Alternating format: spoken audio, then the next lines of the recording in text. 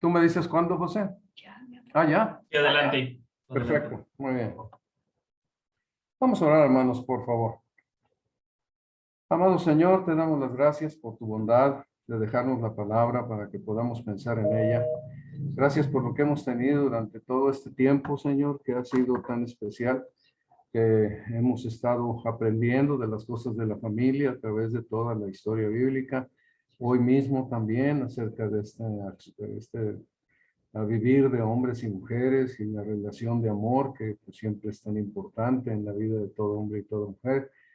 Gracias por todo lo que nos permites ver en las Escrituras.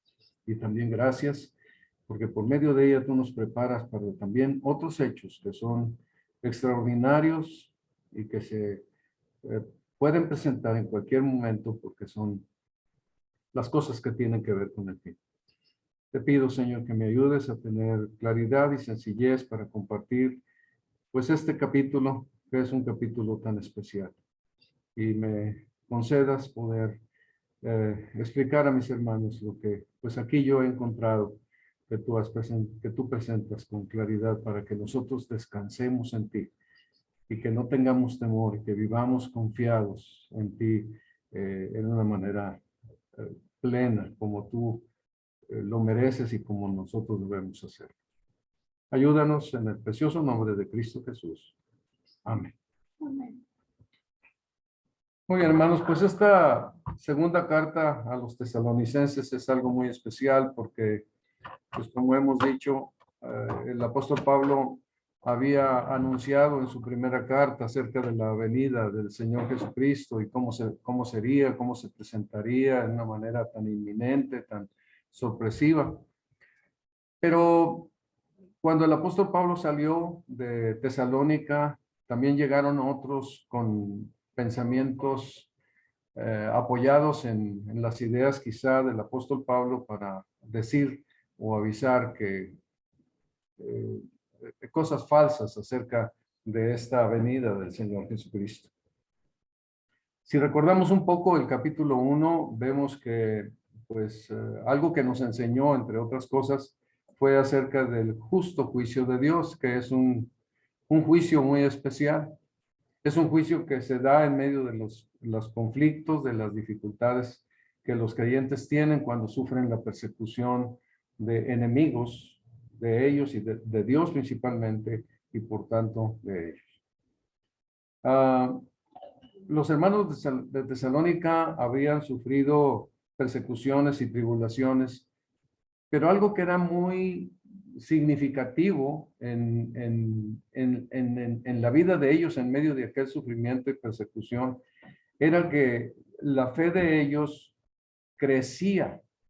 En vez de desanimarlos, crecía su fe.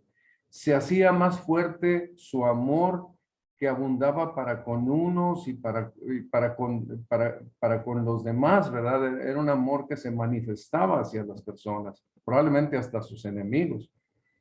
También se manifestaba una paciencia y una fe extraordinarias, soportando todas aquellas persecuciones y tribulaciones en una manera admirable.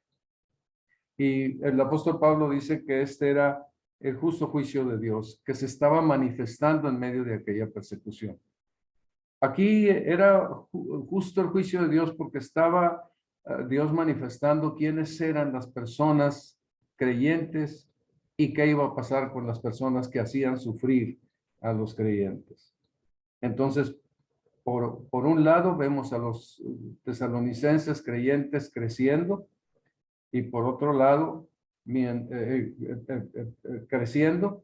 Y esto era como una manifestación de parte de Dios que mostraba que estos eran verdaderos creyentes y cada uno era digno de entrar en su reino porque ellos tenían una claridad muy definida. Por un lado, ellos entendían que quien es del reino,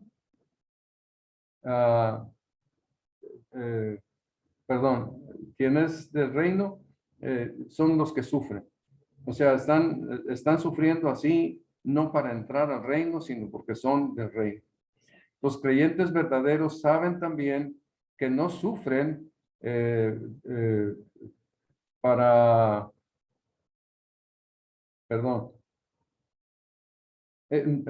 no sufren esta tribulación espiritualmente que los desaliente, sino que los alienta a esperar la recompensa de reposo, gloria y gozo con nuestro Señor Jesucristo.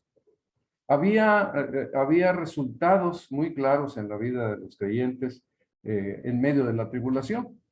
Pero por otro lado, la palabra de Dios también les anunciaba a los incrédulos que el Señor les pagaría con tribulación esta obra que estaban haciendo en contra de sus creyentes, en contra de sus hijos. Cuando el Señor Jesucristo viniera en su gloria, ellos sufrirían pena de eterna perdición, excluidos de la presencia del Señor y de la gloria de su poder.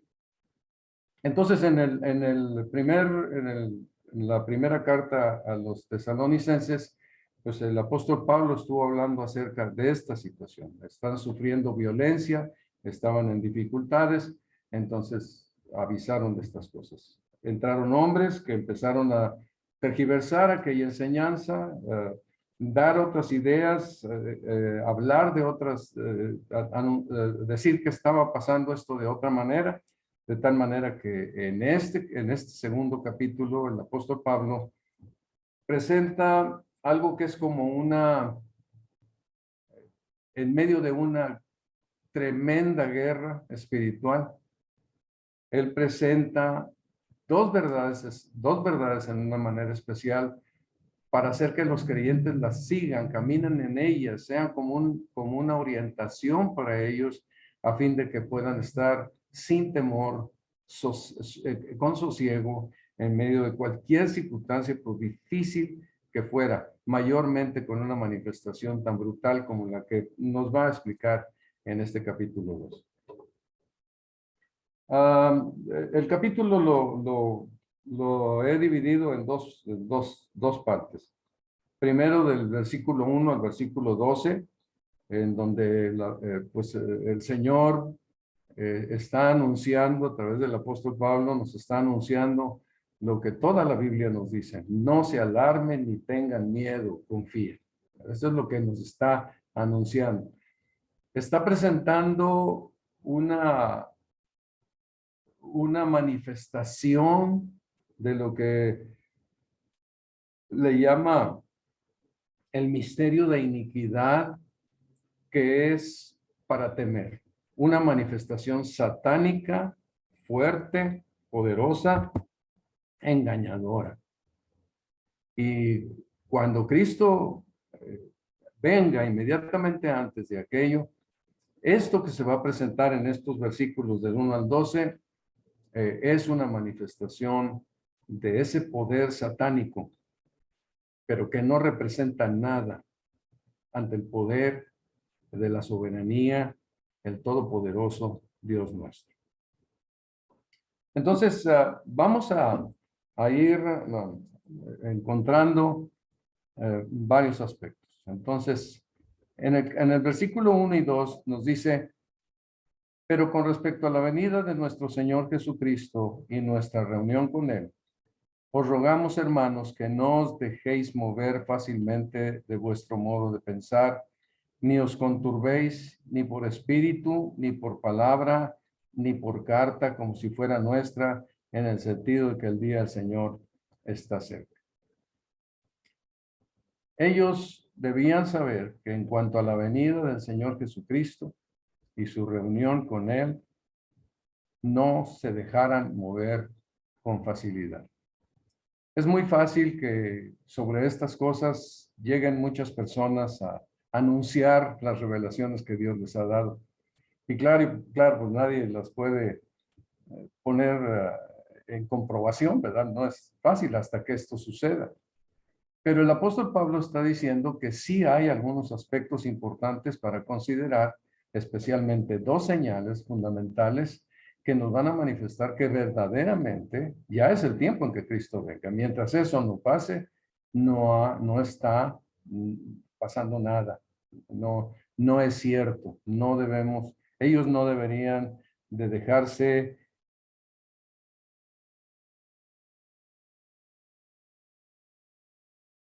la verdad bíblica, entonces ellos deberían de mantenerse en esa verdad bíblica mientras no hubiera las señales que Él les va a anunciar. No os conturbéis. Aquí pues no tengan miedo, no se inquieten, no se llenen de ansiedad, que esto no les afecte en ninguna manera. Aunque fuera por espíritu, ya ven como sucede ahora que las personas dicen que tienen alguna revelación de parte de Dios para anunciar en la iglesia y les dice no se dejen, aunque alguien venga y diga que es por espíritu, ¿verdad? Que el espíritu le reveló. O por palabra, probablemente tratando de dar una explicación a las enseñanzas de Pablo, poniendo sus ideas y no una correcta interpretación de lo que Pablo había enseñado, y ni por carta como si fuera nuestra, porque fueron tiempos en los que sí las personas podían hacer escritos y firmarlos con el nombre de algún apóstol o de algún líder reconocido para que fueran aceptadas. Esto era con el propósito de alcanzar notoriedad, probablemente. Pero no deberían ellos de permitir ningún engaño, no ser movidos de de lo que ellos ya habían aprendido acerca del Señor.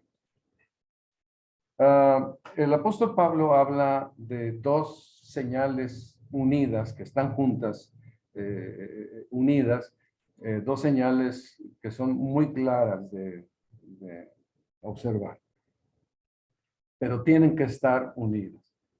Nadie os engañe en ninguna manera, porque no vendrá sin que antes venga la apostasía y se manifieste el hombre de pecado, el hijo de perdición. Estas son las dos señales. La apostasía y se manifiesta el hombre de pecado, el hijo de perdición. Por un lado, pues la apostasía, ya sabemos que pues es una rebelión contra las verdades de la palabra de Dios. Hoy en día yo creo que las personas se están rebelando en una manera muy fuerte ante las verdades de la palabra de Dios. A mí me ha sorprendido mucho la historia de un joven Harris, Joshua Harris, que él predicó, escribió libros con la sana doctrina, era muy apreciado, admirado, querido por el movimiento pues, de educación en el hogar y también por pues, personas con sana doctrina, de las iglesias reformadas, etcétera. Él era muy querido y apreciado y un buen día anunció públicamente que él dejaba la fe. Ya no quería seguir en ella, que estaba equivocado, que eso no era correcto, que él siguiera caminando por esos lugares. Entonces, pues esta es una forma de apostasía cuando alguien en una manera definida se resiste. Pero más públicamente está pasando a través de muchos medios y maneras. Es una apostasía que pareciera que fueran ya los últimos días. Sin embargo, esta apostasía, pues es algo que fue anunciado desde los tiempos que Pablo escribió a Timoteo cuando dice, el Espíritu dice claramente que en los postreros tiempos algunos apostatarán de la fe escuchando espíritus engañadores y doctrinas de demonios. Aquí están Satanás atrás para meter este engaño. Sin embargo, en la apostasía, ahí estará, pero tendrá que estar unido a la manifestación del hombre del pecado. Entonces, ahí está pues la apostasía, que es algo que se manifiesta constantemente. Hoy, quizá más que nunca, a mi esposa y a mí nos parece como si ahora sí fuera la apostasía, ¿verdad? Porque parece que hay una rebelión en contra de la verdad de Dios, pues quizá como no la había habido en tiempos pasados. Entonces, no vendrá sin que antes venga la apostasía y se manifieste el hombre de pecado. Este es un hombre de carne y hueso en un momento histórico que se manifestará en este mundo. Entonces, aquí estará él presente con tal fascinación sobre la gente que dice el versículo 4, este hombre se opone y se levanta contra todo lo que se llama Dios o es objeto de culto. tendrá esa fascinación y esa habilidad de palabra y esa carisma para poder eh, poner a la gente contra Dios. Porque dice aquí que se levanta contra todo lo que se llama Dios. Nada que tenga que ver con él. Yo supongo que aquí se refiere a toda clase de credos o imágenes. A lo mejor puede ir contra, no sé si contra Mahoma, contra los dioses de Dalai Lama, y contra el cristianismo, y contra Dios. Él se opone y se levanta contra todo lo que se llama Dios o es objeto de culto. Pero hay algo más especial que él hará, según este testimonio de la palabra, tanto que se sienta en el templo de Dios como Dios, haciéndose pasar por Dios. Será el templo en Jerusalén, será un templo especial que se levante para que todas las deidades queden incluidas en el hijo de perdición, en el hombre de pecado. Pues no sabemos, no podemos asegurar nada. Muchos dicen que es la reconstrucción del templo de Dios y ahí se sienta en el templo de Dios haciéndose pasar por Dios. Probablemente esto tenga la mayor posibilidad de que este personaje se siente en el templo de Dios y se haga pasar por Dios. Pero todas estas cosas la gente las recibirá, la gente las creerá porque habrá una manifestación que él tendrá poderosísima para que las personas lo crean. Así que las señales inconfundibles cuando estemos cerca de la venida de Cristo son que habrá una apostasía realmente grosera y abierta en todo el mundo contra la fe, la recta doctrina de la Biblia. Una manifestación contra la enseñanza de la Biblia. Y la segunda cosa es que se levantará un hombre que tendrá tal fascinación y gracia y carisma que motivará a la gente para que la adore, para que lo adore como a Dios. Se hace pasar por Dios, se sienta en el templo como Dios y la gente lo adorará. Y no es difícil, toda la historia de la humanidad está llena de personas que creen que los hombres son divinos y los han adorado así en muchas culturas y por muchos tiempos y épocas, ¿verdad? Entonces no es algo difícil. Algo que nos dice la Escritura que debemos de tomar en cuenta aquí en los versículos 5 y 6, y esto nos sirve a nosotros para estar apercibidos de la necesidad de conocer la palabra de Dios, la doctrina de Dios. Es cierto que debemos memorizar la palabra de Dios, debemos leer las Escrituras, pero hermanos, no podemos quitar el sentido doctrinal con que la palabra de Dios ha sido hecha, porque podemos ser engañados si no conocemos el significado, las bases de la doctrina bíblica, las bases de la enseñanza de la palabra, qué es lo que nos habla acerca de Cristo, del Mesías, de Dios, del Padre, de la Trinidad, y de todas estas cosas también que vienen en el futuro. Es importante. Y fíjense lo que dice los versículos 5 y 6. ¿No os acordáis que cuando yo estaba todavía con vosotros os decía esto? Y ahora vosotros sabéis lo que lo detiene a fin de que a su debido tiempo se manifieste. Aquí hay dos cosas que llaman la atención. El apóstol Pablo, y sin duda es el Señor Jesucristo a través del apóstol Pablo, les está recordando que él les había enseñado estas cosas. Cuando yo estaba con vosotros, les decía esto. La iglesia pues tiene ese cometido de ocuparse de la sana doctrina. Porque la sana doctrina, vamos a ver lo que sigue en el siguiente aspecto, es muy importante para ayudarnos a nosotros a enfrentar todas las situaciones adversas contra en esta guerra contra Satanás y sus huestes y de maldad y la apostasía, todas estas cosas. Debemos estar preparados nosotros conociendo la sana doctrina. La iglesia tiene ese compromiso. Toda iglesia que sigue a Cristo debe ser una iglesia que sigue la sana doctrina, que se preocupa por enseñarla Y los creyentes debemos ser personas que nos ocupamos en aprender la sana doctrina, en conocerla, nos esforzamos en ello, por difícil que sea, por a lo mejor no tan atractivo, pero debemos esforzarnos en conocer y aprender la sana doctrina de la palabra de Dios. Y también les dice en el versículo 6, ahora vosotros sabéis lo que lo detiene. O sea, los tesalonicenses no eran ignorantes. El apóstol Pablo les está llevando a que el recurso que él ya les había dado lo utilizaran para enfrentar, si acaso llegaban, estas manifestaciones de maldad. Pero como quiera les servía. Es importante porque es lo que siempre tenemos que hacer cuando estamos en dificultades y cuando hay situaciones adversas o pasamos por pruebas o por tentaciones. Siempre nos es importante recordar lo que nosotros hemos aprendido de la palabra de Dios, lo que nosotros sabemos de la palabra de Dios. Y la iglesia tiene el compromiso de presentar las verdades de la palabra de Dios constantemente y dar la oportunidad para que los hermanos conozcan estas verdades. Algo que nos enseña también aquí en esta porción del capítulo 1 es que el poder que acompaña a esa maldad es muy grande, es extraordinariamente diferente a lo que hubiera pasado en cualquier momento de la historia. Fíjense ustedes lo que dice en el versículo 7 y luego vamos a brincar al 9, 10, 11 y 12.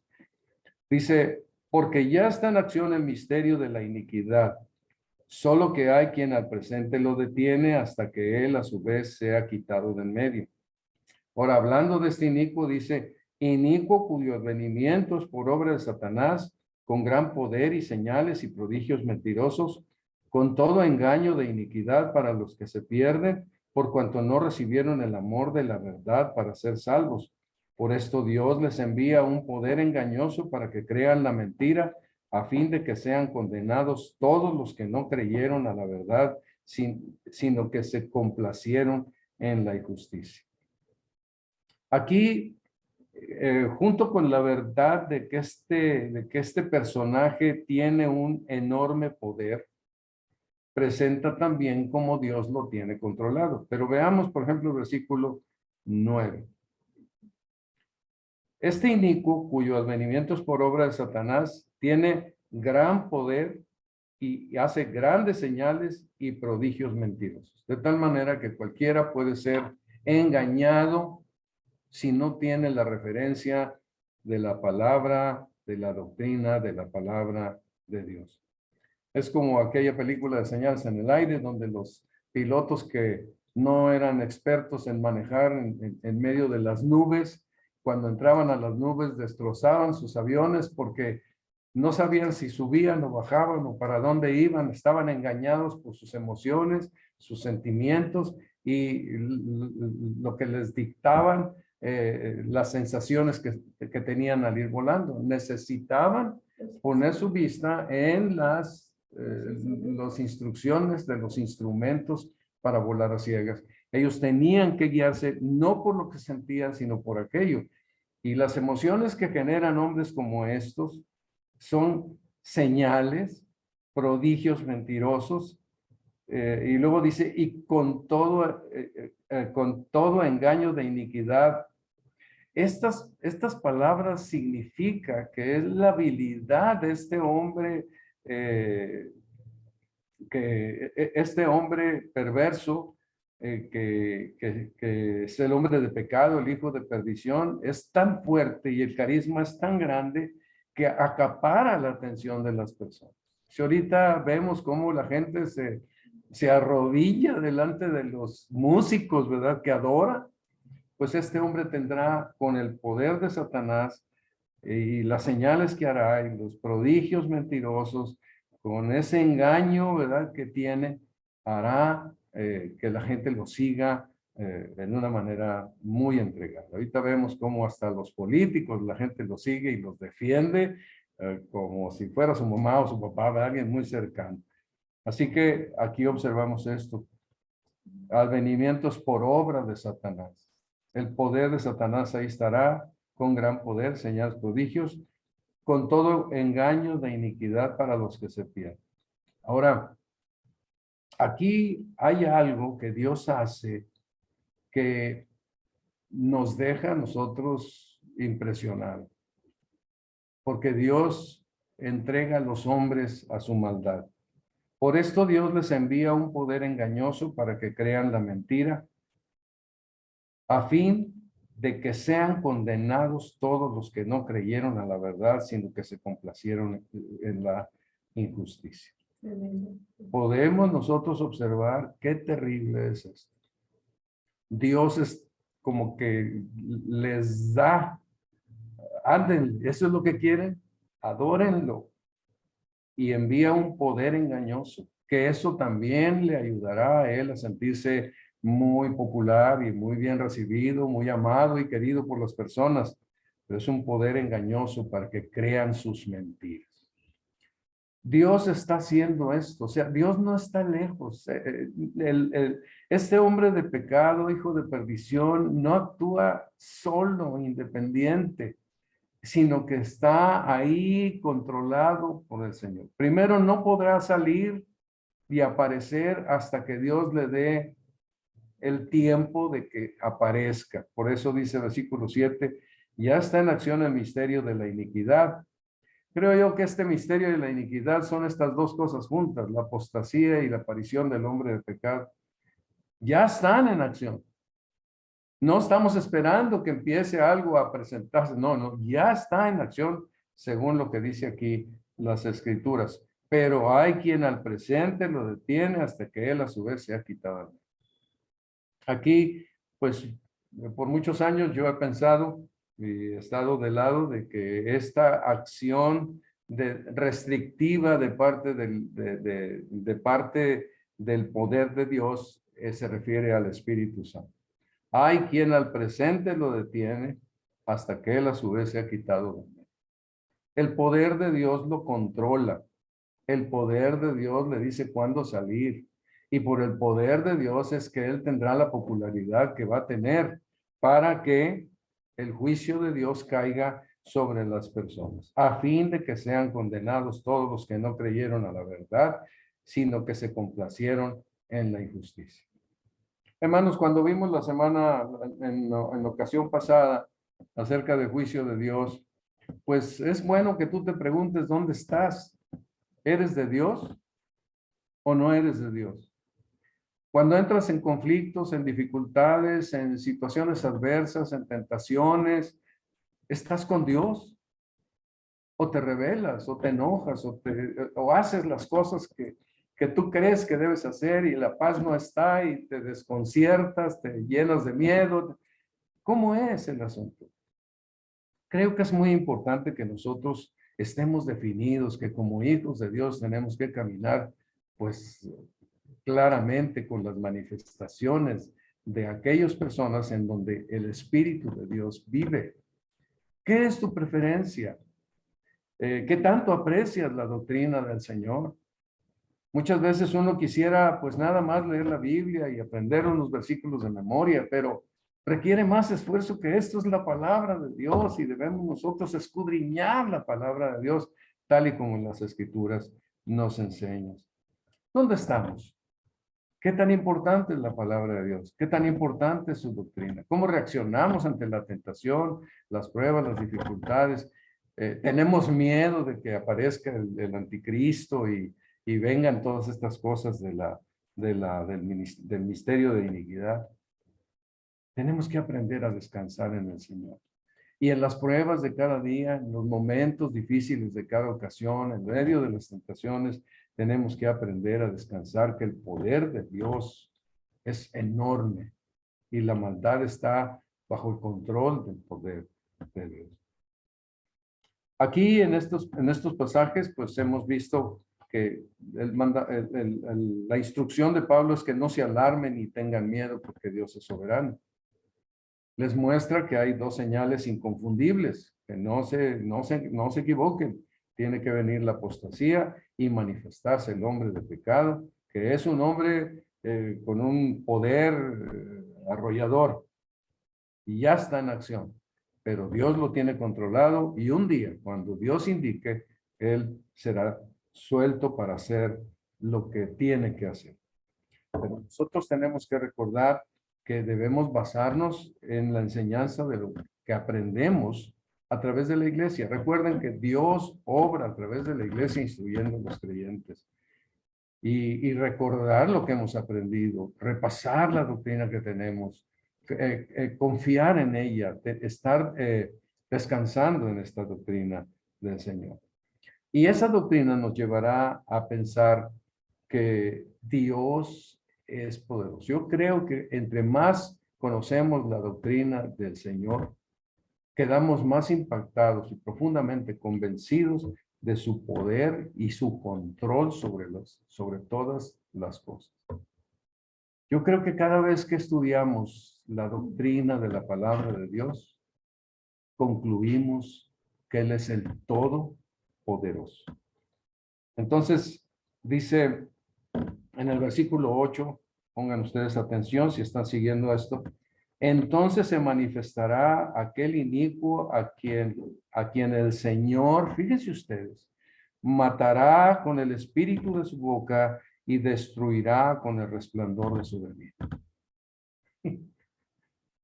Todo aquel aparato de maldad, yo así lo veo, lo imagino, quedará terminado con el espíritu de la boca del Señor y con el resplandor de su venida. Solo su presencia lo acabará. Me imagino como cuando llega un microbio a una sala de asepsia donde hacen operaciones en un hospital, ¿verdad? Entra ahí y ¡pum!, se muere. O cuando uno quiere tomar un cable de alta tensión que está ahí puesto, ¿verdad? Y uno lo toca sin tomar en cuenta las precauciones que debe tomar y ¡pum!, se muere. Dios se presenta y este hombre de pecado y esta apostasía se acaba. El resplandor de su venida. Fácil. Pensemos que Dios es poderoso. Recuerdo que una vez platicaba con unos niños y por alguna razón llegamos al punto de quién es poderoso. Y pues ahí hablaron de Superman, Mickey Mouse, de todo lo que pudieron. Pero en un momento dado tuve la oportunidad de decirles, no, Cristo es poderoso. Él es todopoderoso. Y como los niños no están impuestos a oír esto, de repente me miraron con cierto asombro. La gente piensa que el gobierno de la maldad es quien es todopoderoso y está sobre Dios y puede contra Dios fácilmente.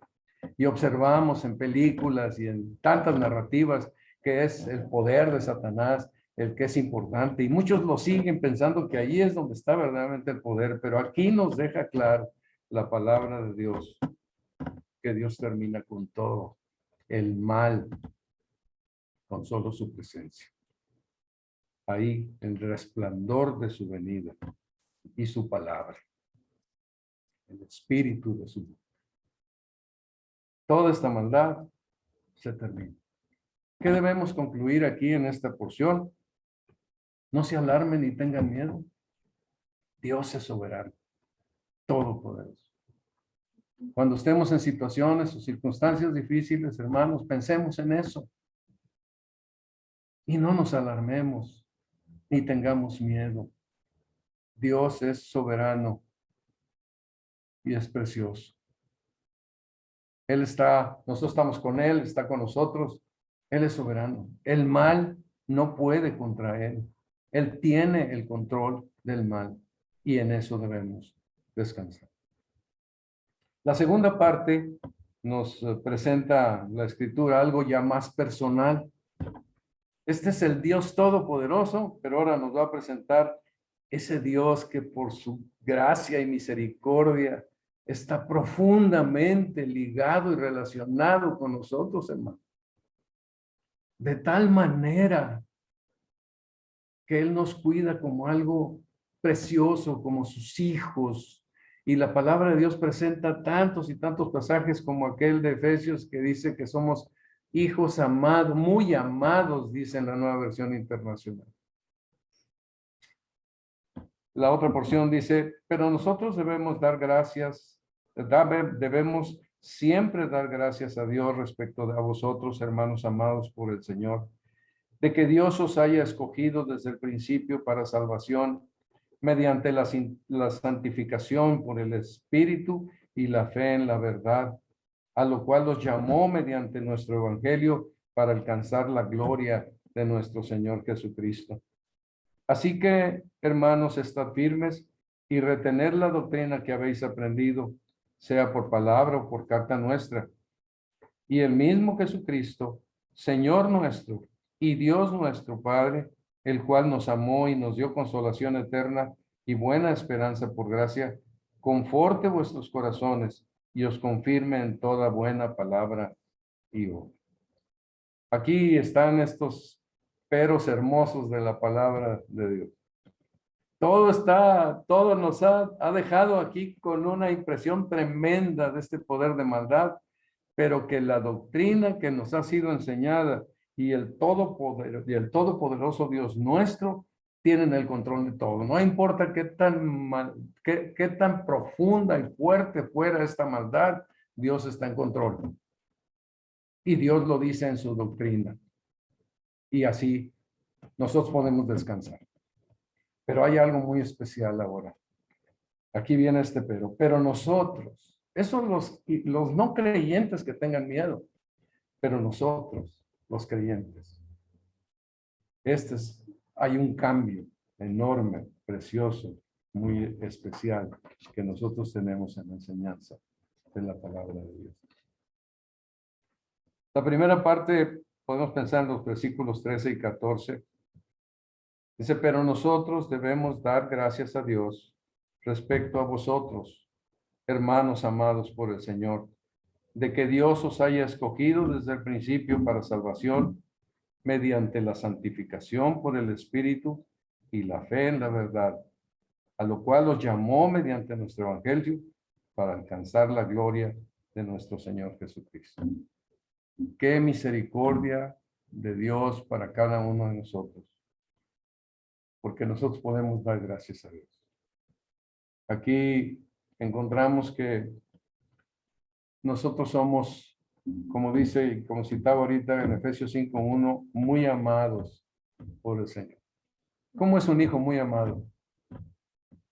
Pues yo diría que está confiado, está tranquilo, sabe que su padre está siempre ahí, acude a su padre con gozo, con alegría, ve a su padre y se llena de alegría en su corazón, se siente cómodo con el padre. Es un hijo muy amado, pero alguien que el padre está cuidando, está atendiendo, está proveyendo, no le falta nada, todo lo necesario está. Ustedes aman a sus hijos y yo creo que ustedes me han visto y ustedes, pues yo los veo también cómo cuidan y protegen a sus hijos y les dan hasta más allá de lo que de los esfuerzos normales, sino que con un gran esfuerzo les dan y les proveen para que nada les falte. Hijos muy amados, que cuando un padre los ve, pues se llena de alegría y de gozo.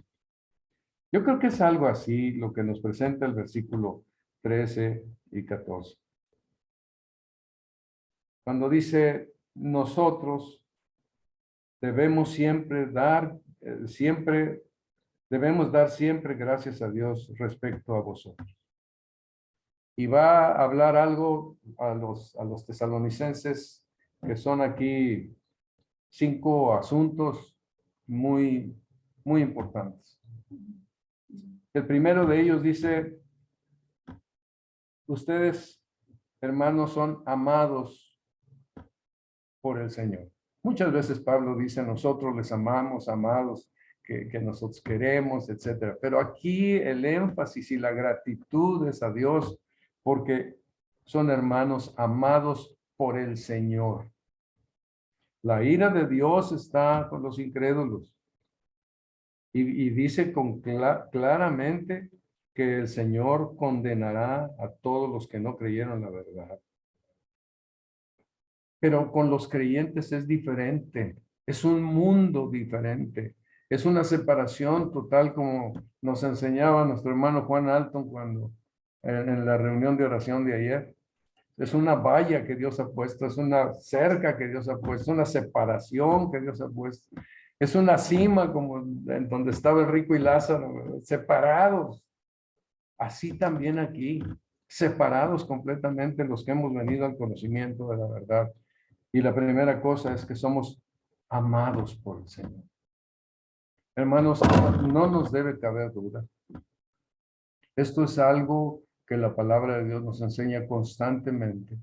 De tal manera amó Dios al mundo que ha dado a su Hijo unigénito.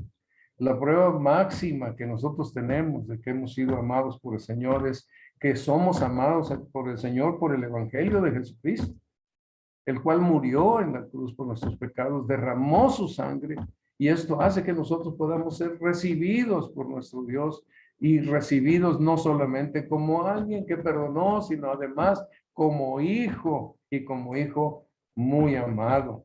Así que cada uno de nosotros tenemos esta posición a causa del Evangelio de Jesucristo, pero es una extraordinaria posición, alta posición, una posición muy superior a las que teníamos cuando éramos incrédulos y estábamos condenados al infierno. Una posición especial, amados por el Señor. ¿Cuántas promesas, cuánta enseñanza hay en la Escritura que nos habla de que nosotros somos amados por el Señor? ¿Cuántas realidades espirituales nosotros tenemos? Cuando la palabra de Dios nos enseña que nosotros, el Señor nos dio vida y nos resucitó y nos sentó en los lugares celestiales con Cristo Jesús. Esto es ese amor que Dios tuvo por nosotros de tal manera que nos llamó a este lugar, a esta posición. Otro de los puntos que presenta aquí es de que Dios os haya escogido desde el principio para salvación. En este caso, los comentaristas dicen que os haya escogido desde el principio, se refiere a los tesalonicenses como a los efesios, como a los corintios, que fueron de las primicias que se convirtieron cuando la fe empezó a expandirse por el mundo. Y tiene algún sentido de escogidos desde el principio, porque no es similar a lo que dice en Efesios, que desde antes de la fundación del mundo nosotros fuimos elegidos por el Señor para ser santos. Pero aquí dice de ellos que son las primicias que hubo en el Evangelio, pero no deja de quedar fuera el hecho de que todo esto viene desde antes de la fundación del mundo, cuando el Señor en Cristo Jesús nos llamó a la fe. Fuimos elegidos, escogidos desde el principio de la salvación. Esto nos habla de que no hay méritos en nosotros para ser amados por el Señor y para ser escogidos por el Señor. No hay nada en nosotros que tenga mérito para que esto pase. Es por su pura voluntad, porque Él así lo quiso y así lo preparó. Así que, como es la voluntad de Dios, ¿qué seguridad tenemos en este grande amor? Es una seguridad enorme.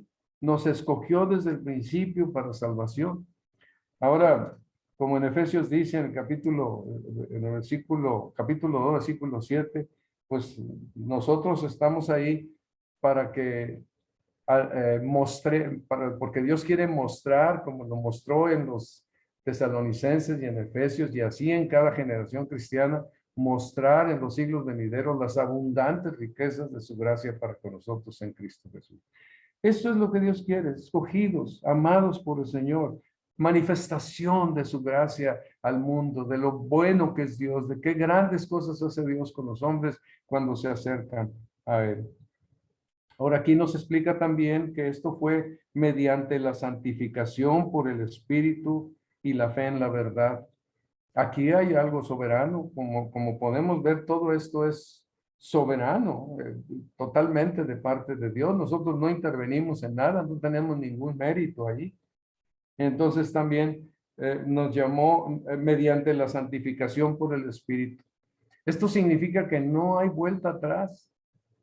Algo pasa que nos aparta por el Espíritu Santo, por la transformación que Él hace, nos aparta, nos pone en un pueblo aparte y porque creímos, tuvimos la fe en la verdad. Hay algo muy especial que el Señor nos da en su gracia para poder creer en la fe, poner la fe en la verdad. Las personas no quieren esto. Las personas prefieren el engaño. Cuando puede haber, uno puede presentar el mensaje del Evangelio a dos individuos y uno aprecia la verdad de la salvación, aprecia la muerte de Cristo, aprecia el anuncio del Evangelio, y el otro, bueno, no, como cuando Pablo estaba predicando en el aerópago, ya te oremos otro día, palabrero. Hay una intervención de parte de Dios por medio de esa acción del Espíritu Santo que nos permite despertar y poder tener fe en la verdad. Mediante la santificación por el Espíritu apartados, ahora somos de Él, y la fe en la verdad, en donde el mismo Espíritu de Dios nos ayuda a creer las verdades del Evangelio. Por nosotros mismos no lo podemos hacer, tiene que ser una obra de gracia de Dios. A lo cual nos llamó mediante nuestro Evangelio. El Evangelio es fundamental en todo esto porque es en Cristo Jesús. Nos llamó mediante nuestro Evangelio. El Evangelio que habla de lo que ya bien sabemos, que es una verdad rica en la gracia y la misericordia de Dios. Cristo murió por nuestros pecados y fue sepultado y resucitó, y con esto nos ha perdonado y limpiado de toda maldad, nos ha traído a una nueva vida, una vida en el Evangelio, una vida en relación con Dios. Todo esto nos llamó mediante el Evangelio. Se predica el Evangelio y entonces Dios está llamando a sus escogidos desde antes de la fundación del mundo, para alcanzar la gloria de nuestro Señor Jesucristo. Fíjense ustedes qué íntimo. No somos gente que vamos a observar la gloria de nuestro Señor Jesucristo allá en el infinito, ¿verdad? Sino que estaremos participando íntimamente de la gloria de nuestro Señor Jesucristo. Aquí lo presenta en dos ocasiones. Dice,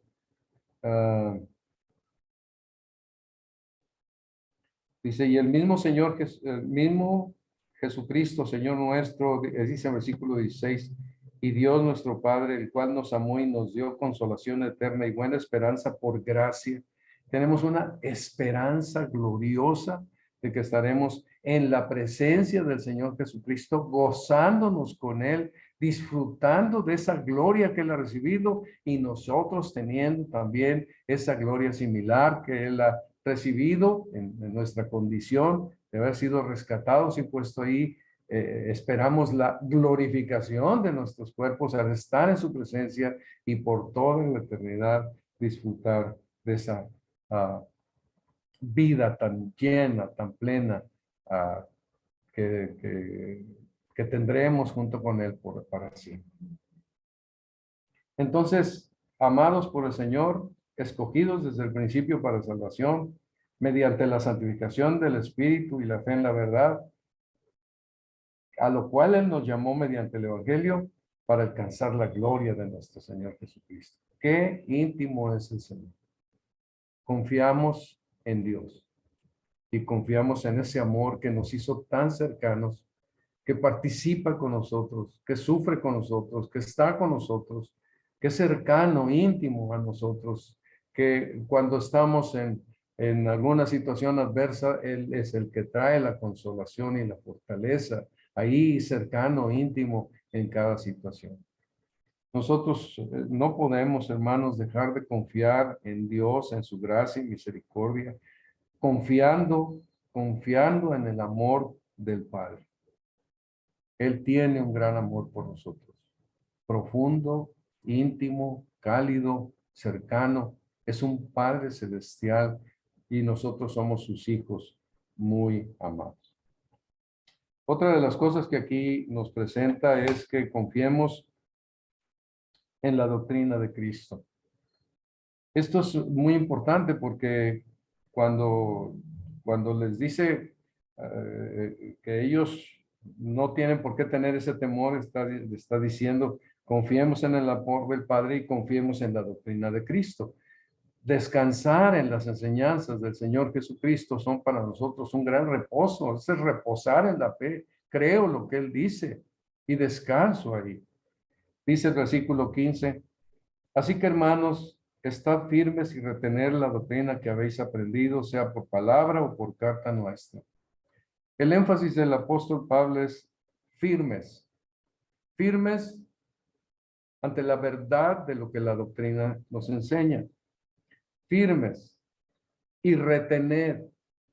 O sea, conservemos, aprendamos, conozcamos y retengamos la doctrina que hemos aprendido.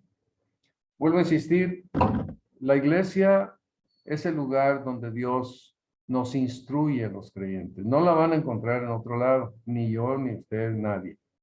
No vamos a encontrar la doctrina fuera de la iglesia.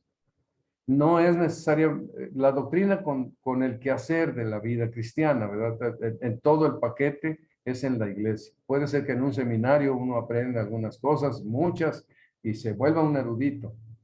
Pero la iglesia tiene un papel especial para enseñar y guiar en la vida de todos los creyentes. De tal manera que podemos nosotros compaginar, por decir así, el vivir con la vida cristiana, con la doctrina cristiana. La doctrina cristiana no puede ser algo que yo predico, pero vivo distinto a ella. Tiene que ir juntamente conmigo, como lo vamos a ver más esperanza, más adelante. Pero dice, pero nosotros tenemos que saber que la doctrina y la forma de vida tienen que ir juntos. Entonces, estar firmes, que lleven una forma de vida de acuerdo a como al Señor le agrada, estén firmes, no se muevan, que esté sujeta a la doctrina de la palabra de Dios, la doctrina que habéis aprendido, sea por palabra o carta. Hermanos, tenemos que poner más atención siempre al evangelio que hemos aprendido. Nos podemos deslizar si no le ponemos atención. Cualquiera se puede deslizar. No importan los años, no importa el tiempo. Nosotros debemos constantemente estar listos a estar firmes en la doctrina y retener la doctrina que hemos aprendido. Ahora, ustedes saben, igual que yo, que la doctrina vamos aprendiendo. Es un proceso. No es algo que a mí me enseñaron cuando conocí el Evangelio y ya, no necesito más, no. ¿Cuánta evolución todos los que tenemos más tiempo en el Señor hemos tenido de lo que creímos en aquel tiempo, no en los fundamentos, pero sí a cómo las cosas se fueron aclarando y pudimos tener una mayor comprensión, un mayor entendimiento de la verdad doctrinal en la palabra, de tal manera que nos ha hecho más seguros, más confiados, más firmes, aunque siempre somos pecadores que podemos caer, no nos podemos confiar en nuestro esfuerzo, pero la verdad está ahí que hemos ido conociendo y creciendo en ella. Demos aprecio a la doctrina que la iglesia enseña. Alguien me decía en el Facebook que puede que el Señor Jesucristo no esté en una iglesia, y pues yo le decía sí, pero la única manera de saber si Cristo está o no en una iglesia local, pues es según la doctrina que enseña. La doctrina es como el elemento que ilumina si verdaderamente una iglesia y sus miembros están siguiendo al Señor Jesucristo. ¿No hay doctrina? ¿No hay evangelio? Yo creo que no hay Cristo. Ahí están los hombres, ahí están las arrogancias y las vanidades de los líderes que se jactan de muchas cosas, pero no está Cristo. No se sigue a Cristo, se sigue a los hombres. Es muy importante la enseñanza doctrinal en la palabra de Dios. Y la última cosa es algo que, el último asunto aquí es algo que Dios está haciendo cada día con nosotros, en toda circunstancia. dice en los versículos 16 y 17, es como una oración del apóstol Pablo, aquí en esta terminación. Es como algo que él sabe, porque está dando gracias. Damos gracias respecto de vosotros. Y estén firmes, ¿verdad? De la doctrina. Y el mismo, o sea, el apóstol Pablo va a decir aquí que el mismo Señor nuestro, el mismo Jesucristo, Señor nuestro, y Dios nuestro Padre, estos dos, el Padre y el Hijo, sin duda por el poder del Espíritu Santo, es que nos han enriquecido mucho. Fíjense ustedes, dice, el cual nos amó y nos dio consolación eterna y buena esperanza por gracia. Pareciera aquí que es aquí consolación eterna y buena esperanza por gracia es como un estado. No es una emoción, es un estado. Nosotros somos personas que sabemos que estamos siendo, que somos parte, que estamos en la consolación eterna que recibimos por causa del Evangelio. Consolados, pues como Lázaro, ¿verdad? Está siendo consolado acá y tú atormentado, como consolados de esa manera. Nuestro amoroso Padre nos llama a esa consolación. Algunos, pues quizá como los tesalonicenses y muchos de los mártires que sufrieron terribles cosas sobre sus vidas, están siendo consolados. Ahorita ya están en la presencia del Señor, en espíritu, pero un día estarán en cuerpo, siendo consolados, consolados con la presencia de Dios, con el gozo de ver la gloria de Dios, con la alegría de estar entre los que adoran y alaban a Dios para siempre, haciendo las cosas que Dios quiere, que sin duda serán magníficas y gloriosas, participando en todo lo que Dios tiene en planes y proyectos para hacer por toda la eternidad, para su gloria, y nosotros estaremos en eso. Pero estamos en esa posición, estamos en esa consolación eterna, ya está en nosotros. Aquí dice, nos dio, no la vamos a recibir, esto ya lo tenemos desde ahora y podemos estar descansando por la fe en que tenemos esta consolación eterna y buena esperanza, gloriosa esperanza de estar en su presencia. Y claro, por gracia. Esto es solo así. No hay ningún mérito en nosotros. Pero fíjense que aquí agrega el apóstol Pablo algo más. Y el mismo Jesucristo, Señor nuestro, y Dios nuestro Padre, el cual nos amó y nos dio consolación eterna y buena esperanza por gracia, ¿qué va a hacer? Conforte vuestros corazones y os confirme en toda buena palabra y obra.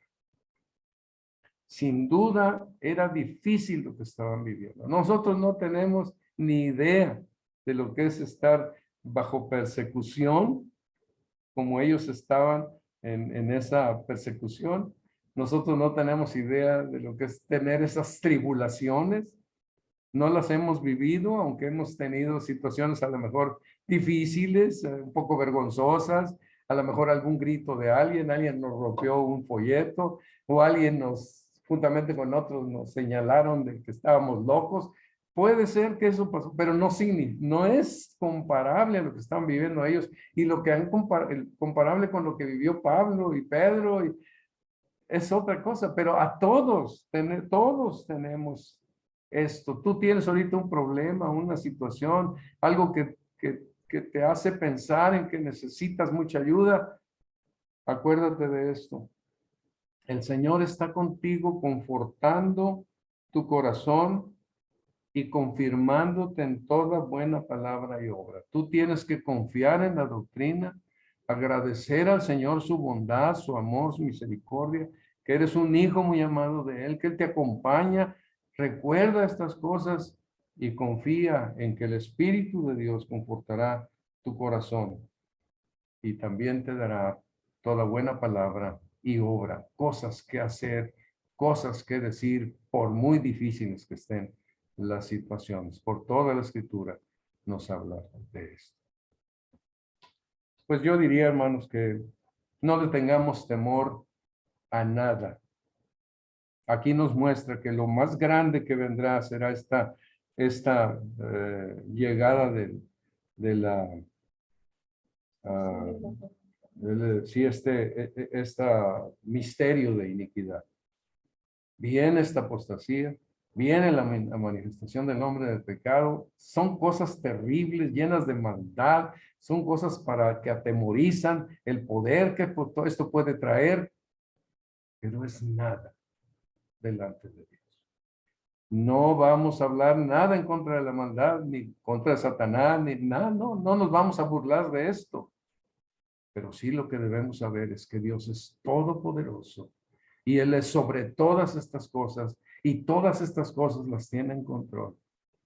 Nuestro corazón y nuestra mente debe llenarse de esta verdad, que es verdad de la doctrina de la palabra de Dios, y no permitir necedades ni cosas vanas, ni ideas raras de otras cosas, que no sea este hecho de que Dios es el Todopoderoso que está en soberanía plena y tiene todo el poder para destruir la maldad con el resplandor de su venida y con el poder del Espíritu de su palabra. Y somos amados por el Señor. En todo problema, en toda situación, en toda tentación, en toda dificultad, mantente en estos pensamientos. Dios es todopoderoso y tú tienes el amor del Padre, tienes la bondad, la maravilla de la doctrina de Cristo, y tienes también la obra del Espíritu Santo que está haciendo en tu corazón mientras tú estás viviendo en este mundo. Sea que sufras, sea que no, allí Dios está haciendo su obra en tu corazón. Así que gocémonos en el Señor. Oremos, hermano. Padre Celestial, te damos las gracias por lo que tú nos dejas ver, pues en tu palabra. Gracias, Señor, porque podemos saber que no tenemos que mirar a ningún otro lado que no sea a la gloria del Evangelio, a la doctrina de tu palabra, y saber lo que esta doctrina nos enseña acerca de tu poder, de que tú eres el Dios todopoderoso que está sobre toda la maldad, sobre toda la iniquidad, por muy fuerte y grande que sea y engañosa y atractiva, tú estás sobre todo eso. Y tú nos tienes muy cercanos a tu corazón, que somos estos hijos que tú has llamado, que has hecho una cercanía tan profunda, y que también, Señor, pues tenemos la confianza de que la obra del Espíritu Santo que está haciendo en nuestras vidas es una obra gloriosa, poderosa, que nos hará ir caminando por esta vida cada día, confiando más y más en ti, siendo transformados a la imagen de Cristo Jesús. Bendito sea tu nombre, Señor. Amén. Gracias, hermanos. El Señor los bendiga.